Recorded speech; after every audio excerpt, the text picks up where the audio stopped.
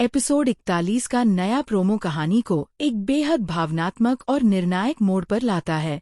पूरी कहानी अब नूर और पम्मा के बीच के रिश्ते की गहराइयों में उतरती दिख रही है, जहां दोनों के दिलों में एक अजीब सी खामोशी और बेचैनी पनप रही है।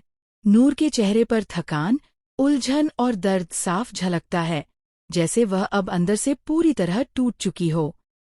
वो जिस घर में रहती है वही अब उसके लिए एक बंद कमरे जैसा लगने लगा है। पम्मा के हर शब्द में एक डर है, डर नूर के खो जाने का, डर अपने अकेलेपन का। पर नूर अब इस डर के साए में नहीं रहना चाहती। वह हर दिन खुद को खोती जा रही है और अब उसके भीतर एक पुकार उठी है, आज़ादी की, अपने आप को फिर से पाने की। नूर का चेहरा इस बात को बयान करता है कि अब वह केवल किसी की साथी नहीं, बल्कि एक इंसान के तौर पर अपनी पहचान ढूंढना चाहती है।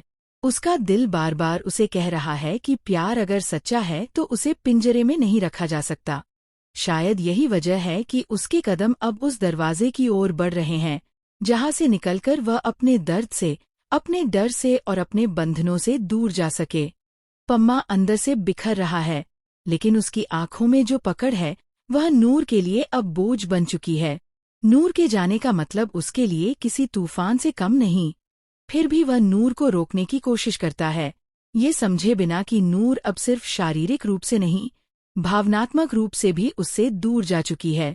उस पल नूर की आंखों से गिरते आंसू किसी कमजोरी के नहीं, बल्कि ताकत के निशान हैं।